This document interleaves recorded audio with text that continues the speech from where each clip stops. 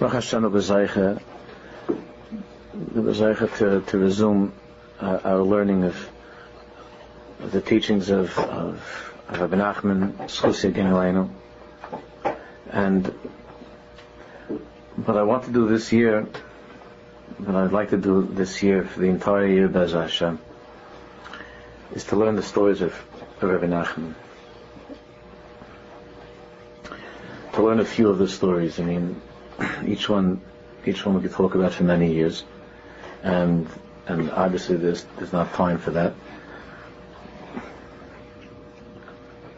But whoever has the stories, the Sipuri Maisiyas, we could do it. The story itself we could read in English. So there's no. Rebbe Nachman didn't say it in Hebrew; he said it in Yiddish. So there's no nafka minute to do dafka in Hebrew.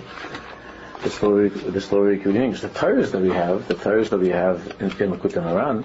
So we're careful with the lashon that it was either written or the Rebbe Nosson wrote it and showed to Rebbe Nachman. But the stories were said in Yiddish. So therefore, we could learn the story. We could read the story together in English. So whoever has Rebbe Nachman's stories, there are different editions of it. There's the one that comes with Rabbi Kaplan's commentary, put out by the Rebbe breslov, a fat one that has a lot of Marmakaimus on the bottom. There's also Rabbi Steinsaltz put out 6 or 7 of the stories years ago. That's been reprinted. I don't know if it's available. I'm sure all these things you could find. It would just be very easy to have, and it's very, very important to have. And it's a shmira to have the stories, the Sipur Maisiyas. So if you could bring that, to the shiurim for the rest of the year, we're going to be learning Sipur Maisiyas. We're going to begin with the first story. And it's really b'tchilu u'rechimu. That's why there's so much to talk about and there's so much to say, and it's all before Yom Tov, before Rosh Hashanah, and then Sesame Tshuva. This whole time is very much connected to the first story. And you don't have to have it in front of you today, because I'm just going to say the first few words from the story, and then we'll continue with Hashem. If you could bring the Sipur Maisiyas next time, and if there's some place that you speak to, they have a bunch of them. Maybe you can get a bunch of them. We'll get maybe you can make a few bucks. Charge. The person has to be enterprising. So the first story is the story Vedas Bas Hamelech, the story of the lost princess. Some of you might have read Rebbe Nachman's stories. You can't read the story like you would read Lahavdil, a short story from a writer who is writing for the purpose of entertaining or engaging our minds and even our hearts. It's impossible without first actually learning to get a feeling for what it means when Rebbe Nachman told the story. And even then we're just going to scratch the surface of the story. So whoever has the Sipur Maisiyas and wants to start preparing to read it, at least to read it over once or twice, so that it's strong in your mind, so you don't have to each time try to figure out where and what, but you know the story and you're familiar with the story. At least that familiarity will make it much, much easier to be learning the pnimius of what the story means as we go along.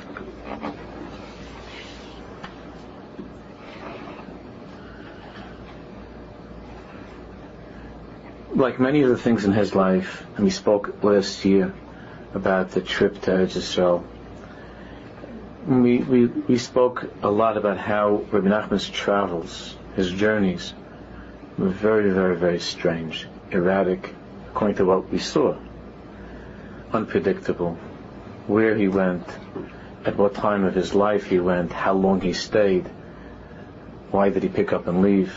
All of this is very, very, very remarkable. Actually, just last week somebody brought me from Eretz Yisrael a sefer, a whole sefer on the inyan of Rebbe Nachman's trip to Eretz Yisrael, which we did last year.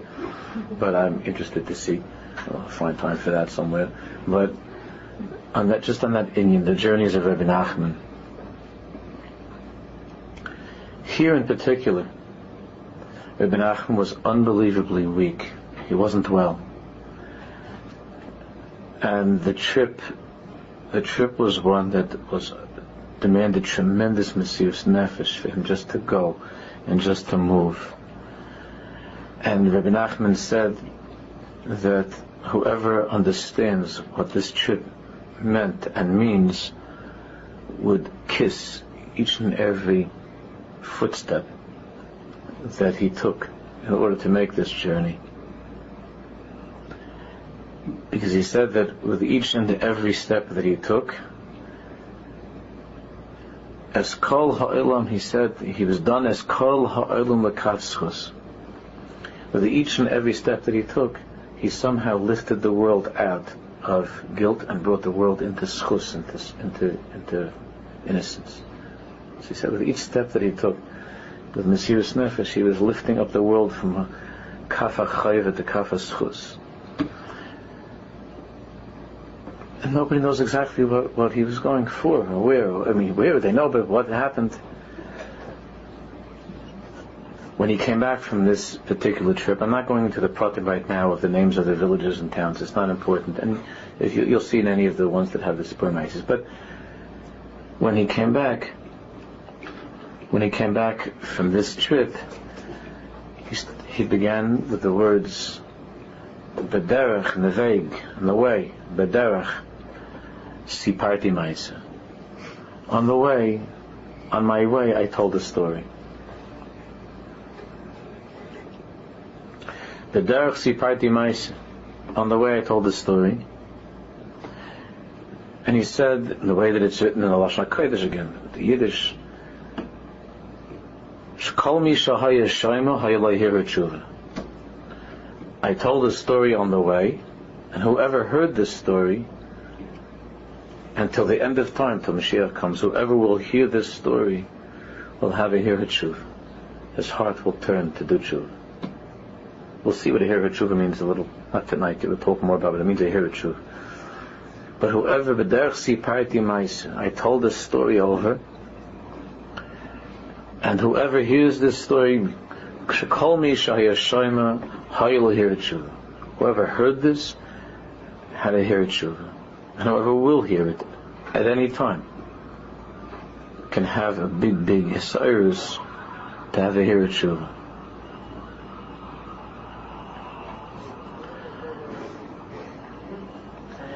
It's obvious that the Mefarshim tell us, those who wrote about Rebbe Nachman and wrote about the story. It's obvious.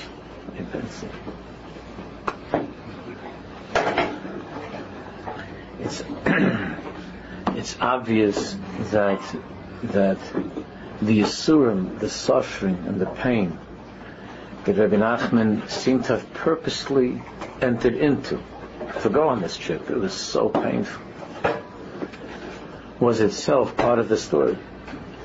The story of how the journey in the life of a Jew to find the Bas Malach. We'll see who the princess is. We'll talk about the princess a lot. Again, this story will take us past Hanukkah, way past Hanukkah. It could even go to past Purim and Mitzvah. I'm not sure, but I'm just thinking about it, learning it, but it's a lot. 2 others. Huh? You have 2 others. You have 2 months of other. That's right.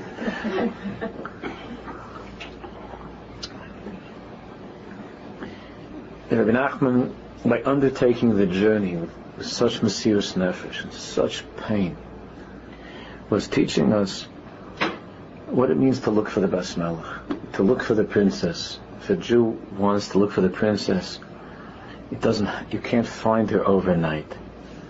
It doesn't happen on its own. You have to get up and go, and it hurts, and you have to be prepared to be Moshe Nefesh, and you have to be prepared to fail and to try again, and to fail and to try again. It was what happens in the story. Those of you who know the story, it's heartbreaking. Each step along the way, the failure and starting again. And it could take years and years and years. And there are many manias, obstacles, and many nefilas, But of course, the tremendous chazkas of the story is that soif, if you're prepared to be Moshe Nefesh, and you're prepared to be patient, soif, you'll find a princess and you'll be able to rescue her. You'll be able to save her life. Soif, you'll be able to save her life. And therefore this story that Rebbe Nachman said that he told al haderech, on the way, baderech siparti ma'aser. Rebbe Nachman is telling us that each Jew's life, there's a derech, there's a path, there's a way. And every person has to know that the derech of a Jew in this world is difficult, it's hard, if you really want to find the Bas Malach. If you're not looking for the Bas Malach, if you're looking for other girls, not the Bas Malach, that's not so hard. If you're looking for other things in the world, even if you like to learn Torah and you like to be religious and eat kosher and Shabbos and all of that, but you're not looking for the Bas Malach, it doesn't have to be too hard. It could be very, very nice. It could be very, very nice. You get off Shabbos, you get off. You have a little league from the shul. All kinds of nice things. Chanukah, Purim, it's bad to be a Jew. It's good to be a Jew. This time of the year, it's a little bit hard. For a few days, it's not so, right? But otherwise, it's not bad. It's very good. But to be a Jew that's looking for the Bas Melech, it's hard. But Rebbe Nachman, who Davka went with Mesiras Nefesh, and he said, "B'derech siparti ma'aser." On the way, I told the story. Rebbe Nachman is telling us the story of the way, of the derech, and he's saying that the derech of a Jew in this world is that he's looking for the Bas Melech. There'll be failures. There'll be unbelievable obstacles, like we'll see in the story. But in the end, he'll be successful. 100%. It's not a shaila. There's no suffix. And Rebbe Nachman makes it very clear that if you're not misyayish, if you don't give up, and you're in action, you'll find it. And Rebbe Nachman, when he says "B'derech siparti ma'aser," on the way I told the story, he's telling each and every one of us that kvar hoya ma'aser kazais, that what you're going through in life, I also went through. B'derech siparti ma'aser. I also went through the derech, and you should know that there were others before me also that were on this way, and I suffered greatly, and it's hard, but it was kedai, as we'll see, and in the end you'll find the Bas Melech, just like I found the Bas Melech. You'll find the Bas Melech. So even though it's a heartbreaking and difficult story, but it's filled with the most unbelievable chazkas. But only for a person who's listening. We'll talk about that. Because Rebbe Nachman says, Shekol mi shahaya shaima, whoever has listened to this story. And we'll talk about that, not get to it right now, what it means, whoever listens to the story. There are different ways to listen. There are people who listen with their ears, and there's people who listen with their hearts. If you're only listening with the ears, then it's a fairy tale. And even though it's a world-famous fairy tale, and even the guy know about it, it's been translated to 70 languages, and it's famous, the famous story of the lost princess, and it's known in the world. It's considered to be a classic fable, even by the Goyim. And writers, Goyim, have written about it. It's a beautiful story. But that's not Rebbe Nachman, that's not his audience. We're his audience. Baderech. And he said, Kol mi shahaya shaima, if you listen to it. Like Vayishma Yisrael, we'll talk about it. Everybody in the world heard what happened by Yitzhak and Shaim. But only one person that says Vayishma Yisrael. He heard. Everybody else knew about it. But only one person heard. Vayishma Yisrael.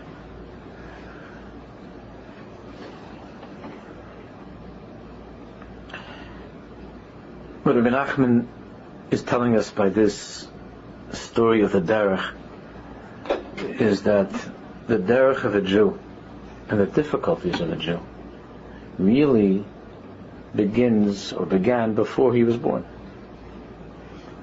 Because that derech of the neshama, the path or the journey that the neshama had to take to leave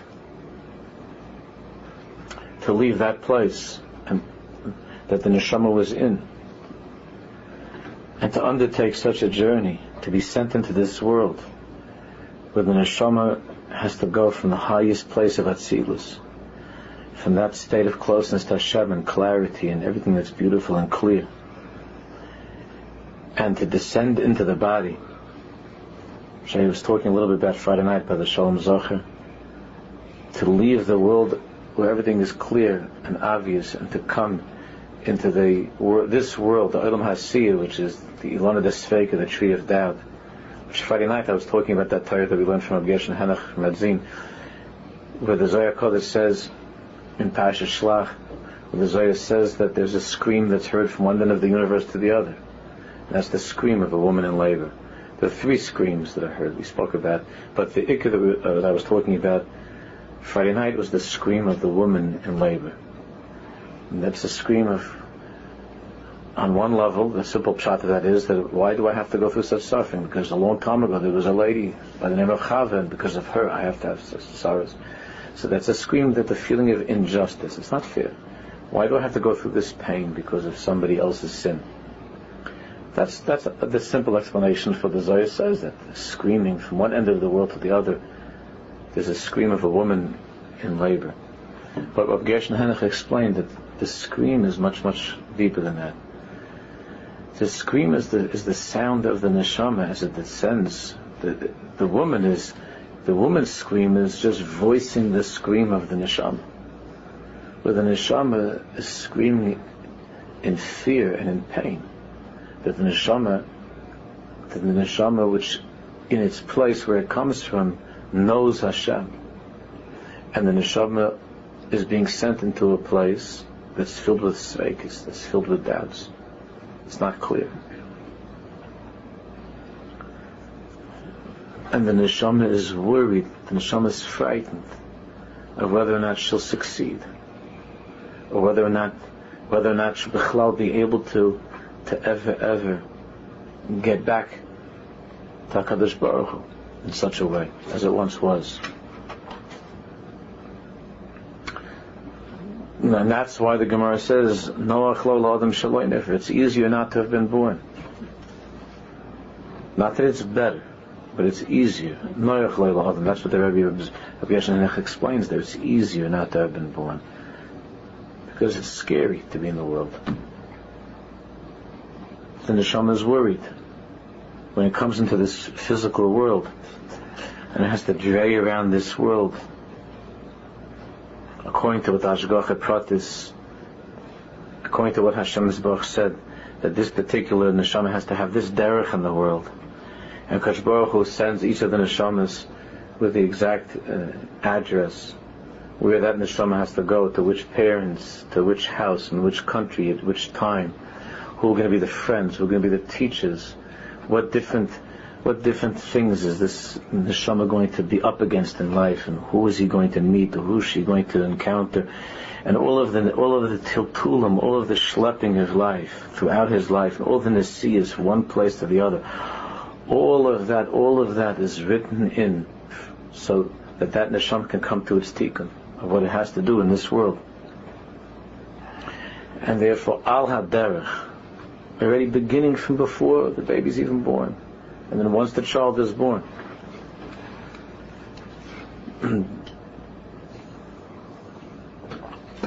there's a tremendous ischaskis that's needed by the neshama, not to, God forbid, fall into the hands of the other side, which is Amalek. That's why it says by Amalek, when Amalek attacked Bnei Yisrael, it says what? Ashakarcha baderech. Ashakarcha baderech. The koach of Amalek is the koach of Suffolk. Everybody knows that Amalek equals the gematria Suffolk, doubt. Doubting oneself, doubting Hashem's love for oneself, doubting HaKadosh Baruch Hu, the tree of doubt, of confusion. That's all Amalek Ashakarcha baderech. Therefore it says in the Swarm that the pasuk Ki Sheva Yipol Tzadik V'Kam. Sheva ends with an ayin, Yipol is a lamed, Tzadik is a kuf, V'Kam is an endemem. The last letters of Sheva Yipol Tzadik V'Kam, the last letters spell Amalek. Sheva Yipol Tzadik V'Kam means that Tzadik falls 7 times and he picks himself up. So the whole koyach, and that's the last letter is Sheva Yipol Tzadik V'Kam, the last letter spell Amalek. The whole koyach of Amalek is to be mapil a person, to throw him down into sfeikis, into all kinds of doubts. Like it says, after we had our inyan, that when we left Mitzrayim, so when we came into that world of Amalek, we started to wonder, Hayesh Hashem b'kirbeinu amayim. We began to ask, is God really here? Does God really with us? Does He really care? That's Hayesh Hashem b'kirbeinu amayim. How could you ask such a question? We just left Mitzrayim. All these things, Hayesh Hashem b'kirbeinu amayim. But that's the koyach of Amalek, asher koyach baderech. That when a person in the derech of life, when you're not there in Shemayim, and you haven't got to the end, to the grave, in between. So at those 2 points, everything is clear. But in between, baderech, is a very difficult galus that each person has to go through, with all kinds of sfeikis and amunah, even the biggest tzaddik.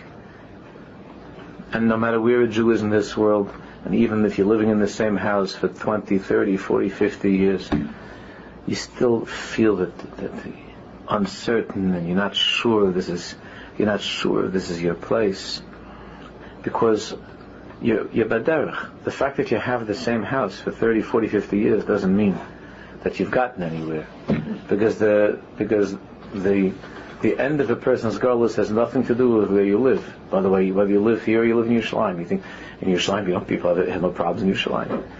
There are bigger problems people have in Yerushalayim than they have here, because the stakes there are much bigger. It's much harder over there. There are bigger problems there. Life is, for the most part, much easier here. But derech doesn't mean that just because you live someplace that you're not baderech. Baderech is the metzius of a Jew in this world, and it's not a b'diavad. And we talk about this all the time. That's Rebbe Nachman, baderech siparti ma'isa. This life is a derech, and it's a l'chachila of life that a person has to expect and has to know that even if he's at home and he's with people that he loves, he's still baderech. He's still baderech. And therefore, if a person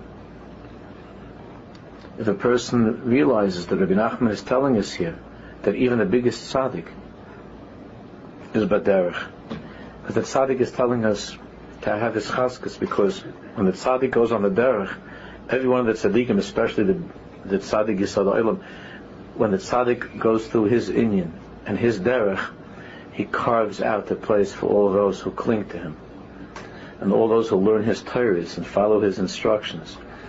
So, the same way that any of us that ever went on a hike or went camping, so it's never good to be the first person, you know that. But when you're walking behind, right? You're walking behind with your, let's say, so people don't like to walk so much. Let's say it's like, even if it's a snow and you're going and you're trying to drive and it's a blizzard, if you have at least somebody that's driving ahead of you, and you just try to go and you say, he made already a place, I'll try to go in that place where he went.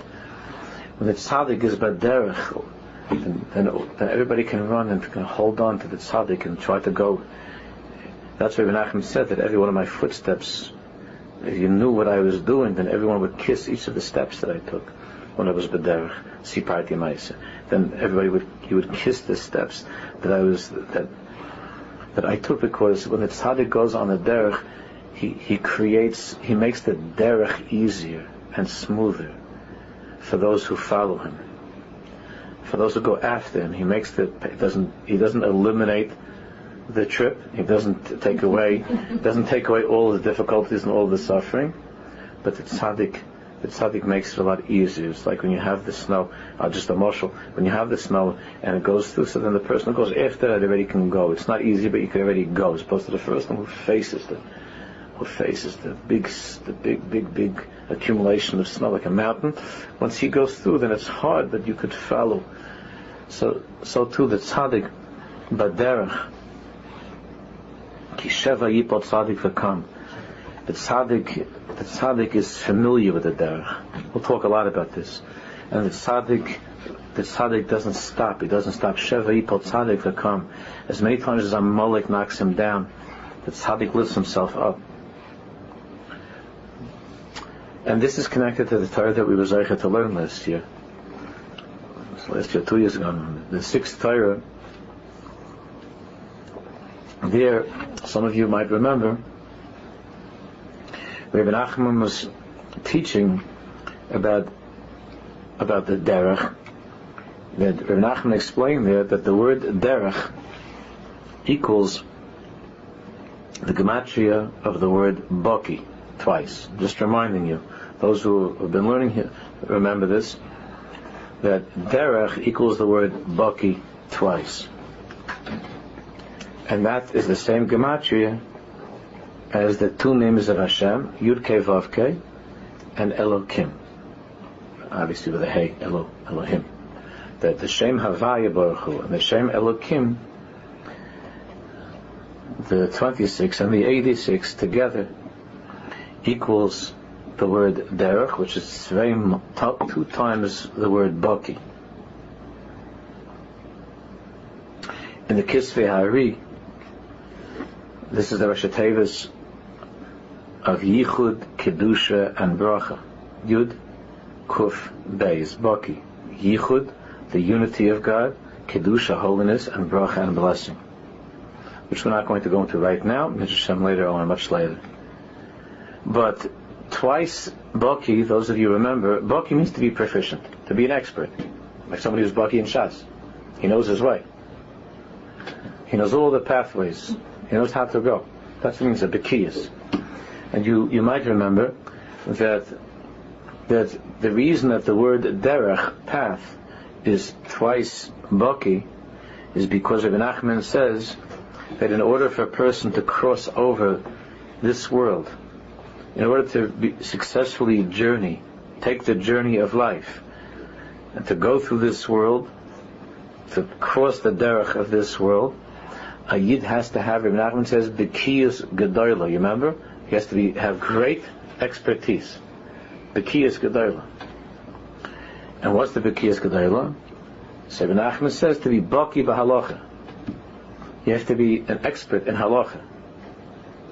To be Baki b'halacha. And Rebbe Nachman was very, very stark in learning Shulchan Aruch, to be Baki in halacha. But there he's talking about halacha as the word halicha, which means going. Going along the path. The journey. To be Baki b'halacha. You remember that Rebbe Nachman said that why it's two Bekiyas? Who remembers? Baki b'rotzai, Baki b'shav. You have to be an expert at running, and you have to be an expert at returning. Baki b'rotzai and Baki b'shav. These are the two Bekiyas that a Jew needs in order to walk safely along the derech of life. And you remember that we learned a lot about this in the sixth Torah, this Bekiyas of Baki b'rotzai, Baki b'shav. But a Jew has to be able to know how to live as a Jew when things are going well and things are clear and things feel good and life is good and you feel close to Hashem. That's the name Yud Kei Vav Kei. You have to know that no matter how good it is and how things seem to be going your way, you have to constantly push yourself to go higher, and you have to see yourself that you haven't even started the journey. You have to be Baki b'rotzai, Baki in running, always moving, always climbing, never stopping, never being filled with yourself, always feeling I just began. Baki b'rotzai. That's the first Bekiyas. That's the Shem Yud Kei Vav Kei. That's the first Bekiyas. And Baki b'shav, you have to be also an expert. You have to be proficient in returning. Returning means the name Elokim. Elokim, as you know, means din. Means when you're going through, God forbid, difficulties, and there are dinim in life, there are difficulties, there are hardships in life, and you don't feel close to Hashem. And a Jew has to know how to live had to continue walking on the derech even during those times. And there Rebbe Nachman spoke a lot about during those times of Elokim of Din, that a Jew can't forget for a moment that Hashem is with him even in that place, even in the lowest pit, the lowest filth and schmutz of the lowest aveira that a human being is capable of doing, that even there, Atziyah Sha'ol, right? Even if you go into Sha'ol, into Gehenna, into the hell of this world, Atziyah Sha'ol, Hineka, and there you are, the Baruch Shalom doesn't leave you. And the bekiyas that a Jew needs in Shaiv means Yiyeh ma sheyiyeh, no matter what you are going through in life, not to be misyayish, to keep on walking, to be able to pick yourself up and to start again. These are the two bekiyas. Baki b'rotzei means never to become stale, never to stop working, never to stop growing, never to become complacent with who you are and what you've accomplished. Baki b'rotzei, to run, to constantly be moving in Baki b'rotzei. Baki b'shayv means that when a person falls, what happens? When a person falls, you have to have a bekiyas when you're on your back also. And the bekiyas is how to be mischazik, even in that low place, how to be mischazik, even when it looks to you like there's no way of getting out of this and there's no hope for you, not to be misyayish. That's called Baki b'shayv, to be an expert in returning, an expert in running, and an expert in returning. So that's why the word derech is 2 times the word Baki, which is Hashem Elokim. Hashem means when things are good. Yukevach Elokim means dinim, difficulties. Tu derech means that in life, in order to be able to navigate the path, the derech of life, successfully, and to find the Bas Malach, we'll talk about, to get to the Bas Malach, the only way you could get to the Bas Malach and free the Bas Malach, rescue her, is if when you're on the journey, you have these 2 bekiyas, and you have these 2 proficiencies, Baki b'rotzai, Baki b'shayv. And that's why the word derech equals 2 times Baki. You have to have both bekiyas in order to be able to be on this derech. So when Rebbe Nachman says, "B'derech siparti ma'is shekol mi shehayashayim hayalehir tshuva." On the way, I told a story. Whoever hears it will have a thought, a feeling of tshuva. What Rebbe Nachman is saying, as I said before, is that every person's life is a sipur ma'isa. It's a story. It says in the Mishnah in Pirkei Avos, Kol ma'asecha b'sefer nechtavim. Everything that happens to each and every one of us is b'sefer nechtavim. Hashem Yisbarach has storybooks, and each one of us is a story. Kol ma'asecha b'sefer nechtavim. We're talking how it's Yontif, Shlosh Asfar Niftachim. There are books. There's Sipurei Ma'asis. Each and every one of our lives is a story. That means that Rebbe Nachman is telling us that if you're listening, Rebbe Nachman says, I'm going to tell you a story, and if you're listening with the depths of your heart, not are you going to hear the story that I'm telling you, but you're going to hear your story also. We're going to learn what that means. It's a very deep thing. I'm not just telling you my story, but if you listen carefully, you're going to hear, whoever hears this is going to have a hira tshuva, because if you listen carefully to the story of the lost princess, you will hear in it the story of your life also, not just of me, Nachman from Breslov. You'll hear your story. And Rebbe Nachman talks about this in Siman Samach. Siman Samach in L'Kutei Moharan, for those of you who have it, I think all of you have a good amount to look in Siman Samach. We'll be referring to it a lot, because according to the Messiah in Breslov, and it's pretty clear when you look at it, that Siman Samach is really geared towards this story of the lost princess. It's really opening up this story of the lost princess, because the lost princess was the first mice, and there Rebbe Nachman talks about telling stories. Rebbe Nachman is in the Indian of telling stories b'chlal. Because you know that when he came to a point when he said, I've tried to do all I could to teach the Torahs that I've taught, and at this point I see that there's no way that I'm able to convey what I need to convey, and you're not able to hear it through the Torahs that I'm telling. So the time has come, this was at the end of his life, that I must tell stories. And he was saying that in these stories, Ubefrat, in the story of the lost princess, Rebbe Nachman said, you'll hear your story. And when a Jew hears his story, it wakes him up from his sleep. That's what he talks about in Siman Samach. As many times I've mentioned over the years what Rebbe Nachman said, that by the Goyim they tell stories to put children to sleep, and we tell stories to keep the children awake. And to wake up a person when you hear your own story, and the shock of hearing your own story from the mouth of a tzaddik who was baderech and knows exactly how derech also that we're on, and to hear your own story that wakes you up, and the tzaddik is megala, the tzaddik reveals to the person. I hope I missed a little bit to talk about this on Shabbos Shuv. I know I don't have much time to work this out, but I have an idea. Mr. Shem over the next day, I guess. And comes right afterwards. If the Shabbos goes right after, yeah. So tomorrow, Mr. Shem, on this Indian tonight, tomorrow I have to work on this Indian. But the tzaddik is megala to a person, a tzaddik emes, a real big tzaddik, a big tzaddik. When you're with a big tzaddik and you hear what the tzaddik says and you hear the Torahs of the tzaddik, you begin to feel that he's telling you a story. It's a chiluk. As you could hear Torahs from different fine Jews, and you could hear, all kinds of interesting shmuzim and speeches and read books, and it's nice because everything is beautiful. Everything in Torah is great, and you hear this shit and you hear that shit, it's great.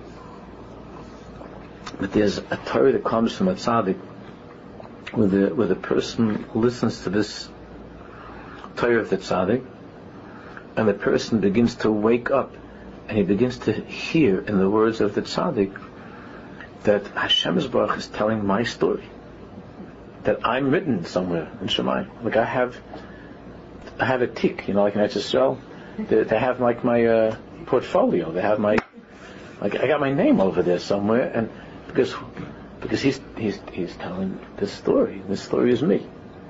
And the tzaddik, the ikir avodah of the tzaddik is, and the tzaddik doesn't mean he has to talk. Doesn't mean when he's talking to a person individually. The tzaddik be talking to hundreds and thousands of people. But the person who's listening, be'emes, kol mi shahaya shayma, baderech siparti ma'isa, that whoever hears it begins to hear that I'm living a Maisa. My life is a Maisa. In other words, it's not just Maisa about the B'ditcher and about the Rebbe Melech and about the Rebbe Zushin, about Shem Tov and the Chassam Seif and the Gur and about the Tanoim and Amoraim and about Moshe Rabbeinu and David HaMelech. I'm also a Maisa. I'm a Maisa. The Rebbe Shalom has a Sipur Maisis. I'm a character in the Rebbe Shalom's book of stories. I'm in that place. I'm in the supreme Isis of the Creator of the world. And when the person hears that, he begins to feel that his life has such depth and such meaning. And just like in the story that everything's a marshal, what's the golden mountain and the fortress of the golden of pearls, and what is the meaning of the kerchief that the princess cries on, all the things that we're going to see in this story. And the person realizes that my life, that I think is all these things that are going on in my life, that it looks to me just like stam. Other people have these things too. I got a flat tire. I don't know what. This one has that. I have this. All these different things. I met this person, and we broke up, and then that, and all this. A person begins to realize that these are not just things that are happening, stam in the Welt, that are happening like they happen to people, and things are happening to me too. A person begins to look at his life as a story. And he begins to think about what the story means. What's the story? What does it mean? Just like when we learn the story from Rebbe Nachman, it's not. You realize when Rebbe Nachman says these things, it's not stam. And when we learn something in Navi and Chumash, it's not stam. What Rachel and Leah? Stop. David Amalek, Shlomo Amalek, Avram Avinu. Every single word in the story is a reminder of everything that happens in this world is tied up to the higher world. And therefore, when the Jew hears the story, Mahar B'tshuva. We'll talk more about that, what it means to hear a tshuva a little bit later. It's Mahar B'tshuva. He can have a feeling of wanting to return, of wanting to change. Because the main reason that a Jew feels that he doesn't want to change, or is not interested in changing, is because he thinks that his life is stop nothing. He thinks that his life is like another person's life. Yeah, I have good days, I have bad days. But if a person would know that the Rebbe Nachman has a book in Shemayim with his life, and his life is a Maisi, and the Rebbe Nachman Sipuri Maisi, that his life is Mamish a Maisi.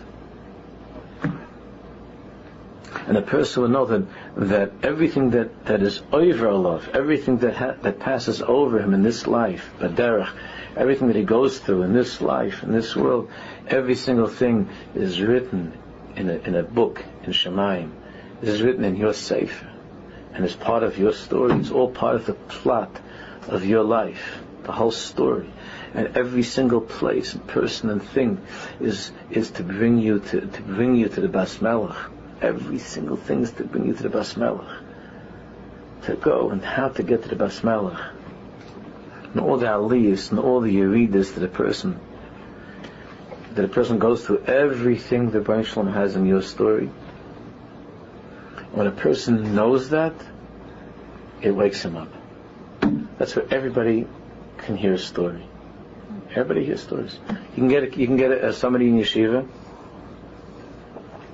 When it comes to Gemara, forget it. Unless there's a story in the Gemara. But if it's like anything like, yeshiva, they used to always skip the stories when we were kids. They only like, Otherwise, when a person hears a story, everybody remembers stories. You might not be able to recall them, like to bring them up upon demand. It depends how, a seichel person has for these things. But when you hear the story, you say, oh, I know that nice. And not only that, you can hear the story 100 times. You can hear the story. I always apologize when I tell over a Maisa that I've told this, I repeat a Maisa. And my wife says to me, you shouldn't apologize when you tell a Maisa. The Indian of a Maisa is to say it over. And the emphasis that Tzadik would say over Maisa, like there was certain Maisa, there was a Maisa that Yisrael said every year, Rosh Hashanah, and every Tu B'Shvat. There was certain to say over Maisa, because to repeat the Maisa, because when it's repeated over and over and over again, the person becomes awakened by his story in ways that the Torah can't wake him up. Which we're going to explain why. So Rebbe Nachman says, the Derech Siparti Maisa, Shekol Misha Yashomer Leher Tshuva. And he says there in the 60th Torah that the Indian of a story is that it could keep a person awake, it could wake you up. Whereas you could, by everything else, even by the nicest Torah, you could fall asleep. But by a story, you wake up.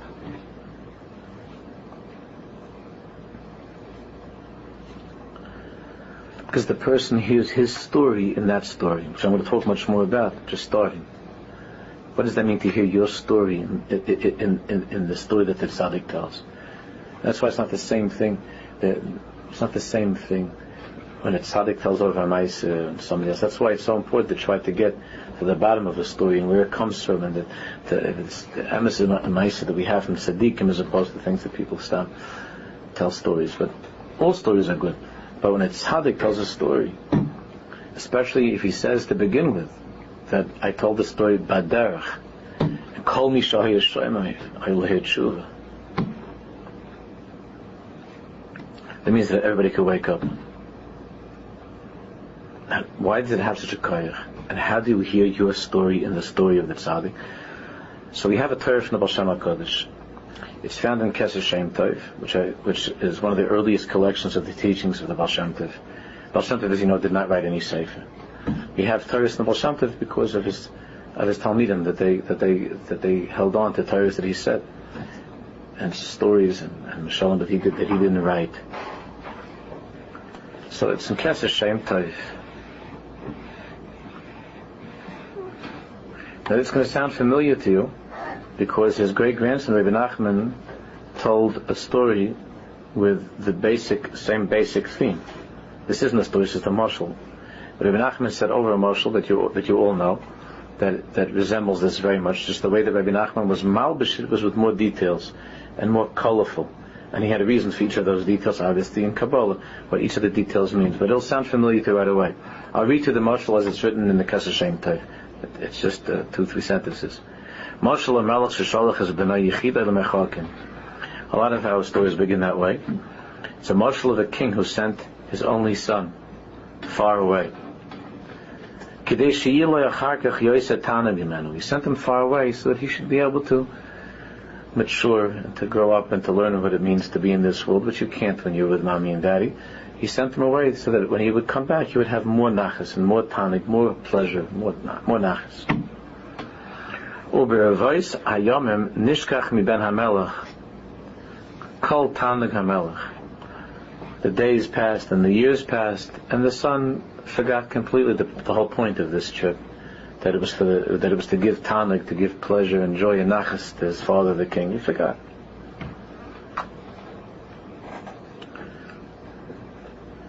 V'sholach achrov. So the king saw that he's not coming. He's not coming back. He forgot about the whole Indian of the king. So it says v'sholach achrov. So the king sent to bring him back. He sent somebody to get him. He didn't want to return. He didn't want to go back to his father.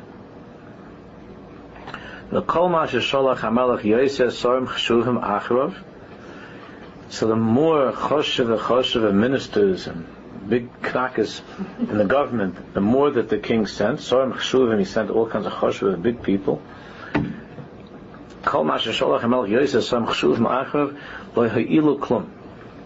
Didn't work at all. Didn't work. But there was one sar, there was one minister, whatever, in the king's government, in the Malchus. There was a chacham, there was a big chacham. He was very, very smart. And what did he do? Shashina Haksus, he changed his clothing. He didn't wear the clothing. He didn't wear the chashuv clothing of a minister from the cabinet or something. He changed his clothing to the clothing that was worn in this faraway place where the prince already got settled in. He changed his clothing, the lashon shalai, and he learned the language. Kidmus ben hamelach. He put on the clothing of that place where the prince was, and he learned the language that they speak in that place. V'niskar ve'lov madrigosai, Hashem says. And he was able to creep into the life of the prince in his madreg of who he was. What story does this Turkey. The turkey. The Rebbe Nachman story about the turkey under the table. So the Baal Shem Tov said, "V'niskar ve'lov madrigosai v'heishivai el aviv." And by doing this, in the clothing that they wore over there, and he's speaking the language that they spoke over there, heishivai el aviv. He brought him back to his father. And the Baal Shem Tov ended this by saying, "V'zehu hislabshus haTorah b'sipurim gashmi." And this is why the Torah encloses itself in physical stories. Hashem puts on our clothing and speaks our language in stories.